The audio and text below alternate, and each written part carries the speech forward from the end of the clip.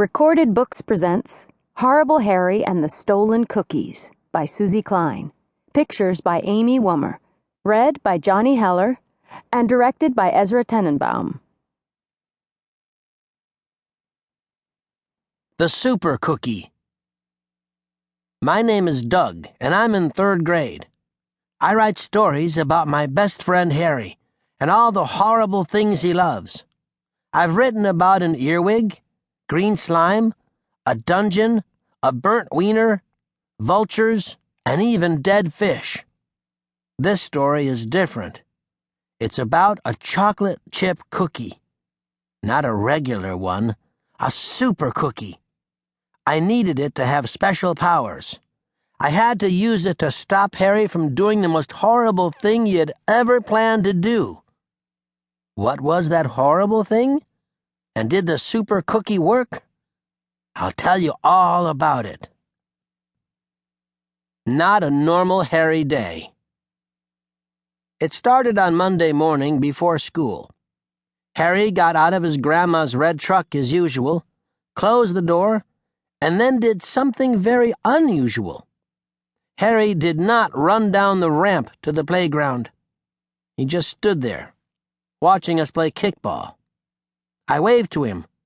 "You can be on my team," I shouted. I rolled the red rubber ball over the plate. Song Lee kicked it high into right field, then dashed to first base. Well, Harry didn't join us.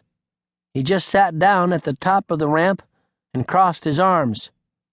He didn't even say Yahoo when Song Lee touched home plate and scored a home run. I could tell right away that today was not a normal Harry day. Later in the morning, our class went to the library. Our librarian, Mrs. Michelson, came over to Harry. "I have a brand new book for you," she said. I shivered when I saw the cover. It had a picture of a big hairy tarantula with 8 eyeballs.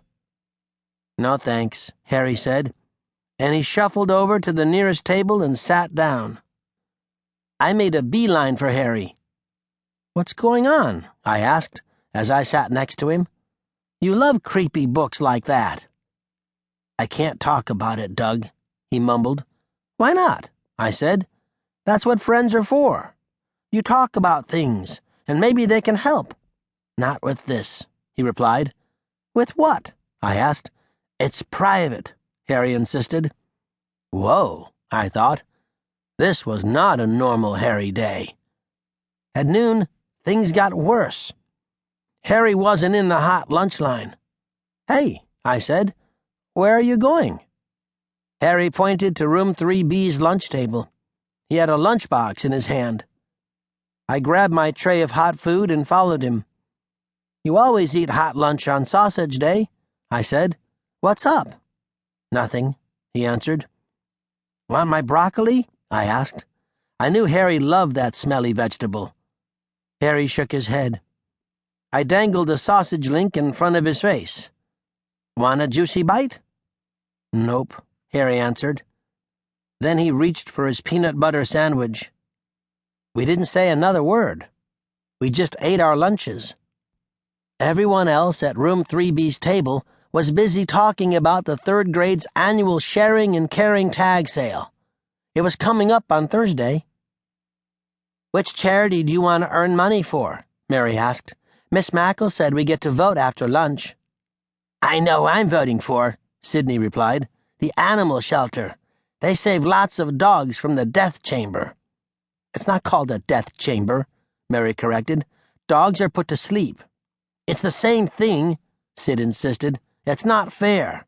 Animal shelters need money to keep dogs alive." "Well," Mary said, "I'm voting for the Girl Scouts. That's a very caring group. I know because I am a Girl Scout. We collect food for community soup kitchens, and we make things for nursing homes." Dexter raised his hand and pretended to write in the air. "I'm doing a write-in ballot. I'm voting for the EFC." "EFC?" Mary questioned. "That sounds like KFC." Dexter chuckled. "Well," he said, "Elvis did like fried chicken, but that's not what EFC means. It's the Elvis Fan Club. That's not a charity."